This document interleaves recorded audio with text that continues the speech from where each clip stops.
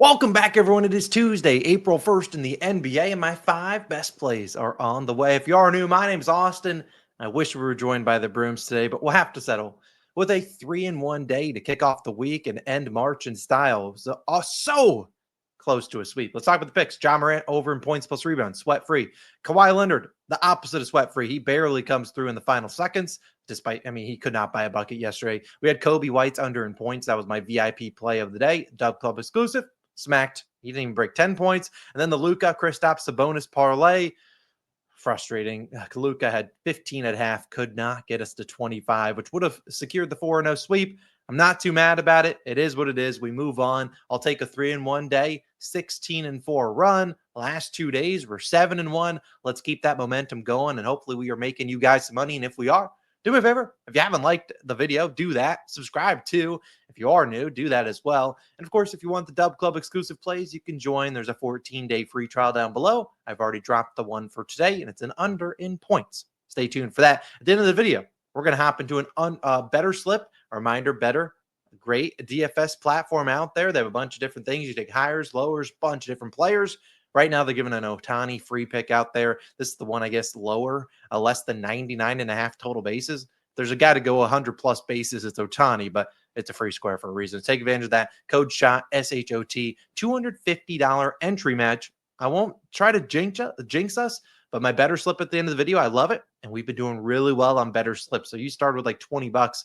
Yeah, you have turned it into a lot of money over there. Hopefully, we can take more of their money, but we need to keep things moving. Into April, let's dominate. And we begin with one of my favorite plays of the day of my favorite team, and that is Karl-Anthony Towns over 23.5 points, minus 120 on BetMGM. Now, if you've been backing Cat the last few games, sorry, he's kind of been trash, but I really think this is a terrific spot where the Knicks try to get Mr. Cat going and get some momentum. OG's in a good rhythm. Mikal Bridges is in a good rhythm.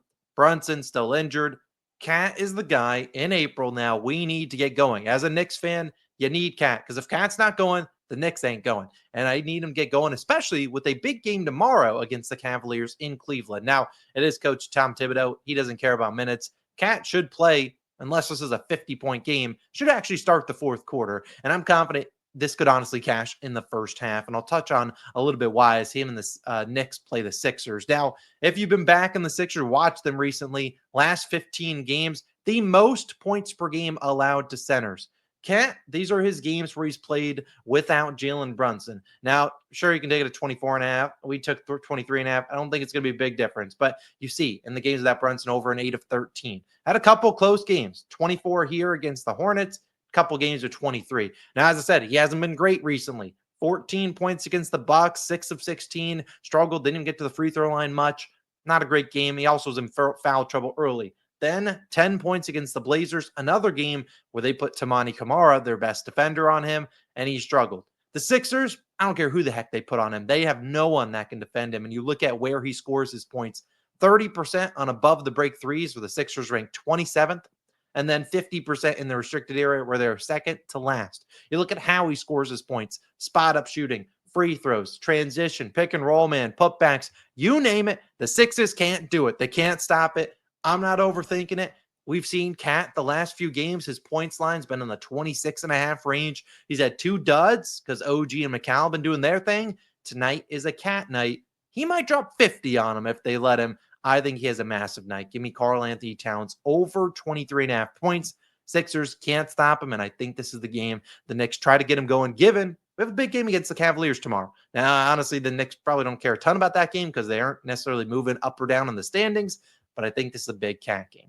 Yesterday's video, we started off with 2 guys with identical lines. Kawhi and Ja Morant, both over in points plus rebounds. Today, we're doing a very similar thing with over in points. We had Cats over in points. We have this guy, Coby White, over 23.5 points, minus 120 on DraftKings. Now, I get it. We've done really well in unders, but overs, I feel like if you pick the right spots this late in the year, you're getting guys playing a ton of minutes, getting a ton of volume, and the games mean a lot. So I think this is a great spot to back some overs. I'm not saying only bet overs. We have an under. It is the DubClub exclusive one today, but I really like the spot for Coby White. Now, Coby White, as I said, was one of our exclusive plays yesterday. We faded him against Oklahoma City Thunder, and the man sucked. Tonight, he gets a much better matchup against the Raptors, a great bounce back spot for him at home. We're going to ride with Coby White, who has been a beast as of late. Now, we talked about that in my write-up yesterday when we were talking about Coby White. It was a terrible matchup. It's Oklahoma City Thunder, but today we get the Raptors, where it's a great spot for not only Coby White to go out there and bounce back, but also just a great game for maybe him to go out there and just absolutely get some revenge on the Raptors. Now, if you look at Coby White, we've talked about him before. He has been a beast, and you can take it. You see 23.5 on a couple bucks, 24.5. I'm cool either way. Coby White has been good over this line in 13 of his last 16. I did almost take his points plus rebounds, which is it's been bumped up to 28.5. If this was 27.5, I might have gone there. But I really just the points here for Coby White, who has had a couple games where he's ended with 24. But again, he's been really good, but he sucked yesterday. Only 5 shots in 23 minutes. We look at the Raptors, how he scores his points. Pretty good matchup in transition, pick and roll ball handler. A big one is free throws that I could see playing a big factor today. We've seen Coby White outside of this game. 9 free throws here, 4. We've seen 11. We've seen 8, 14. So he's been getting to the free throw line a good amount. Also, Josh Giddey, the guy we've backed a few times recently, he was questionable yesterday, did play against his former team. Who knows if he plays today? I don't really care. But we've seen Coby White. He's faced the Bulls or the Raptors 3 times this season, 19, 25, and 24 points. So these ones look pretty sharp. These were before he really got going. This was kind of the beginning of him starting to get going. He didn't really shoot too well, 2 of 9 from 3. I really think this is a game Coby White gets going. They still don't have Trey Jones. Kevin Huerter likely returns today, but no Trey Jones, no Ayo Dosunmu, who's out for the season. Lonzo Ball, doubt he plays. I don't really care if Giddey plays or not. We've seen the Raptors actually trap a lot of opposing point guards. I can see Coby White getting some more volume today, even if Giddey plays or doesn't play. I think it's a smash spot for Coby White, who's been playing really well. The Bulls are a team that are competing. They basically mailed it in last night, which is why Coby White didn't play a lot of minutes. He should have a great bounce back spot tonight against the Toronto Raptors in what should be a fast-paced game with a 235 total, a 5-point spread. I think Coby plays pretty well, and I think they need his scoring out there tonight against the Raptors, who have some pretty good defenders out there to slow down the other guys. I really like that one. Third play of the day. We've been riding the Stephon Castle roller coaster. We took his over on Saturday, faded him on Sunday. Today, the roller coaster is going back up because we're taking Stephon Castle over 18.5 points, minus 120 on ESPN Bet. Now, this is one that I saw moving all around this morning. I saw it at 18.5, saw some books at 20.5, some at 19.5, all over the place. If I'm you and you're watching this, I take him at 20 plus points. I don't know where that line is going to go throughout the day. Now, Castle is on the Spurs, and we've backed 2 guys on the Knicks and the Bulls, 2 teams that actually care. The Spurs don't really care about winning, but a game at home is a game that I would expect Stephon Castle to get normal minutes and hopefully get in, score the basketball. I think this is a terrific spot for him. Now, very similar to how we backed Kawhi Leonard against the Magic yesterday. You kind of look for the guys that get those isolation scoring opportunities, and Castle is going to be that guy for the Spurs. Now, I get it. The Spurs are banged up. They're down a lot of guys, but Castle should get the minutes, assuming this game is tight-ish. Now, let's talk about Castle, who has had his fair share of duds, fair share of good games recently. As you see, 18.5 is actually better value right now on FanDuel, so get it there. Some books, as I said, 20.5 on Bet365. So they're all over the place. Now, Castle, we've seen him, the roller coaster ride it is. He struggled against the Warriors, only scored 9 points, but did well against the Celtics despite not shooting the ball terrifically well. We've seen him play the Magic before this season. He scored 15 points. That was on February 8th. 5 of 12 shooting, 5 of 7 from the free throw line. Wemby and De'Aaron Fox were active here. Also worth noting, Vassell and Harrison Barnes both had 20 points. So the fact that he even got to 15 is pretty impressive, given a lot of other guys are out there and 2 other role players are getting their shot going. But again, we look at how he scores his points. Transition and spot up shooting, not great matchups versus the Magic. Although transition might be a little bit better, given the Magic are on a back-to-back, might be slower to get back on defense. But this was early on in the season how he scores. Now his primary ways of scoring are these 3 free throws. He's great at doing that. Pick and roll ball handler, and in isolation. Those are the 3 ways he's scoring these days. That's how he scored a ton against the Celtics. Same against the Cavaliers. He's not really a spot-up shooter. Like, he'll shoot them, but it's not really his way of scoring. But the free throws, we've seen, 3 here, but 10 there, 6 here, 10 here. He's capable of getting those free throws, and I really think this is a great spot for the volume. Now, I get it. The Magic are a slow-playing team, but we've seen this season when Castle gets 15 or more shots, he's over this line in 20 of 24 games. So he's been really good at getting that volume. And his misses, you're looking at a guy that shot 5 of 15, 0 for 4 from the free throw line, 7 for 20. And this game, 5 of 15 again. So the volume should be there once again for Castle. They're going to need his scoring. And I don't see him getting benched here tonight because this is a Spurs team that they want to see what they got in their young guy, especially against tough matchups like this one. And they're not on a back-to-back. I meant to check their schedule. Let's hope they don't play tomorrow. Let's see. Do they play tomorrow? No, they play on Friday. So there's really no reason to rest Castle a little bit here. This should be a good spot where he might get off to a slow start. And if he does typically start the second quarter, and that's where you tend to see a lot of his high usage. So I really think that is a great spot to back Mr. Stephon Castle, see if the roller coaster ride can keep going. His next game, it looks like, is against the Cavaliers, where he just shot 23 times. Technically, actually, I lied. Spurs do play tomorrow on the road in Denver. So maybe you rest him there. I don't see you resting him in front of your own hometown fans. So either way, Castle, love him. Next play of the day. We have one that is exclusive to the DubClub. A reminder, you can join. It's an under in points. There's a 14-day free trial in the description. Shameless promo, but we've hit 4 of our last 5 DubClub plays. We have an MLB one for today. We have an NBA one for today. I encourage you to join. Now's the right time. April 1st, best day to join. Go do it. 14-day free trial. Test it out. That'll carry you through the rest of the NBA season, regular season, into the postseason. So again, check that out. 4th pick. It's in there. Now, my 5th and final play of the day. We saved it for last because this one might seem like an April Fool's joke. And I assure you it is not. It could look like one at the end of the night when this guy sucks. But I'm taking a chance on him. Please, all I ask is for your respect and your kindness. Yeah, you see that. It's Draymond Green over in 3-pointers. Yeah. It's not an April Fool's joke, I promise. But let me talk about Draymond and why I think this is a great matchup for him to knock down some threes. Now, I didn't think those words would come out of my mouth saying Draymond's over in threes, but here we are. I am taking him for 2+ threes for just 0.75 of a unit, 3+ threes for another quarter unit, and 4 threes for just 1/10 of a unit. So in total, 1.1 units risked on Draymond Green. Technically, by units risked, my biggest play of the day. Now, I wouldn't necessarily say it's my favorite play of the day. I mean, I like him just as much as the others, but at plus 1,300, I had to put 0.1 unit on it, just because when I see that, and I'm like, well, if he hits 3, what are the chances he hits 4? Yes, it seems like a crazy play. Draymond Green is not known for being a 3-point shooter. However, who does he face tonight?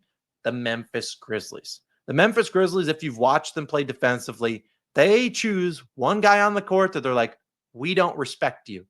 And Draymond Green is tonight's option that they will not respect. Last night's option was Xavier Tillman. He went 0 for 5 from 3 in 7 minutes. And then after Xavier Tillman got his ass benched, it became Drew Holiday and Al Horford. Drew made 3 or 4 threes. Al Horford made 6 threes on 13 attempts. Now, do I think Draymond shoots 13 times from 3 tonight? Probably not. But again, he should get wide open. And I mean practice shots tonight. And if he can't make those, then I'm afraid he might never make them. Now, I know this might seem like a stretch, so I'll talk with the numbers and why I'm exactly here. I really think this is a great spot for Draymond to at least make 2. If he makes 2, we walk away profitable. We're celebrating. Makes 3 or more, we're in for a big night. Now, as I said, Draymond Green, it might seem like a dart throw. Let's talk about him. And I hope you split it up like I do. If you don't have the ability to ladder him, maybe take 1 unit at the regular over. Now, Draymond Green, if you've been taking his over in threes, you've just been donating left and right. He has not, made a lot of threes. 2+ threes in only 6 of his last 24 games. And I get that. But a lot of these games you got to look at, he's not really shooting. Like, let's look at these games. Against the Bulls, 0 for 1. Against the Bucks, 0 for 3. 0 for 1. 1 for 3. 0 for 2, 0 for 2. So again, not a lot of volume here in some of these games. However, let's go to head-to-head matchups. You'd see he's made 3 in 2 of the 3 games. Won a game at home. He went 3 of 7 from 3. The next game, they lost by 51 points. He went 0 for 1.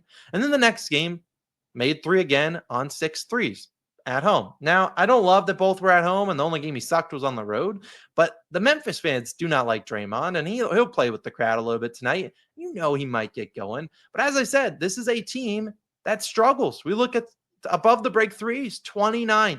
Spot up shooting, they really struggle. They were giving up threes left and right to the Celtics last night to anyone not named like Derek White and trying to limit Kristaps Porzingis. We've seen he's already made 3 threes.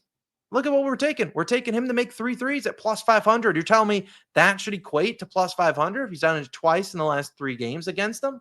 I don't think so. And then furthermore, we look at when Draymond actually shoots threes. As I said, in those games, 7 3-point attempts here. 1, fine, they lost by 51, didn't even play 20 minutes.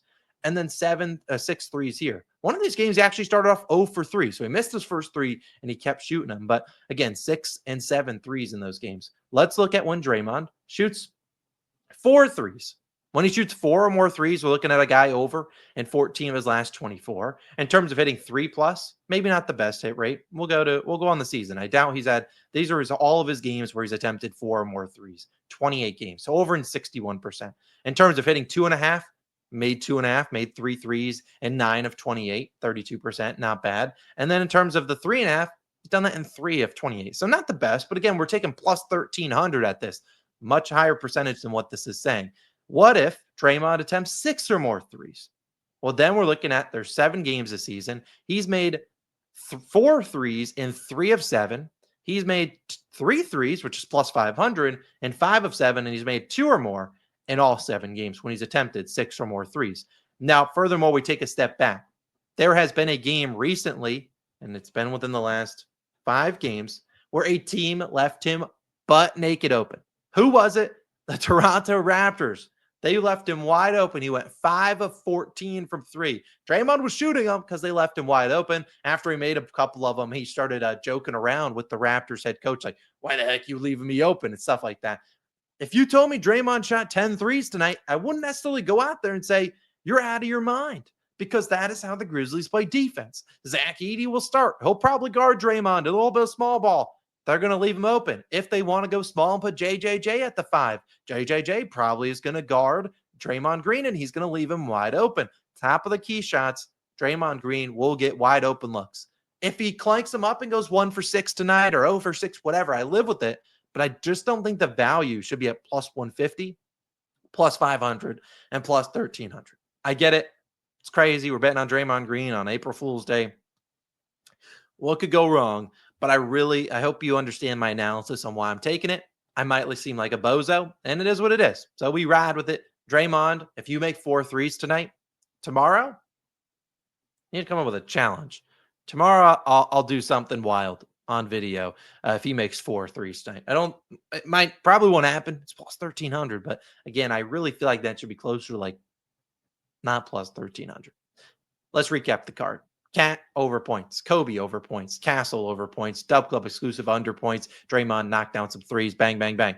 Finally, I know that's a lot of overs, but again, we've done really well in overs the last few days. We'll take our chances here, maybe test the hot streak. If we go terribly, we'll get back to some unders. But again, my Betr slip, reminder, Otani, free square, use it. Use code SHOT, SHOT, $250 entry match. Take advantage of that. Here's my Betr slip. Nothing too complicated here. Cat and Coby's points. Devin Vassell took his lower 2.5 threes. I like that play. Not my favorite play. I didn't end up going with it because he has been knocking down threes, but bad matchup against the Magic. And Rudy Gobert, 23.5 PRAs. I think it's a good spot for him. He notoriously does pretty well against Jokic. $20 on that puppy turns into 200 bangers. Let's have a day. Draymond Green, if you make 4 threes tomorrow, I really don't know what I'll do, but I will do something cool. You know what? Here's what I'll do. If Draymond makes 4 threes tonight, I will jump in my pool tonight, fully clothed, in my pajamas, because that game starts late? That game starts at 8 p.m. I'll jump in the pool fully clothed if Draymond makes 4 threes tonight. And I'll try to find a way to play the video in tomorrow's video. Either way, Draymond, ball is in your court. Go make 4 threes, and I'm in the pool, freezing cold later tonight at 10 p.m. Either way, thanks for tuning in. I appreciate you, and I'll see you guys in the next one. If you want to check out our MLB video, it's linked on the screen somewhere here. And if you want to go join the DubClub, now's the time. Get on in there. Some exclusive plays only there. I don't post them anywhere else. You can get them there. There's a 14-day free trial down below. Love you all. Let's stay hot. And Draymond, I'll see you in the pool later. Peace. That doesn't sound great with the pool party, Jordan Poole. Maybe that could be the way. See you later. Peace.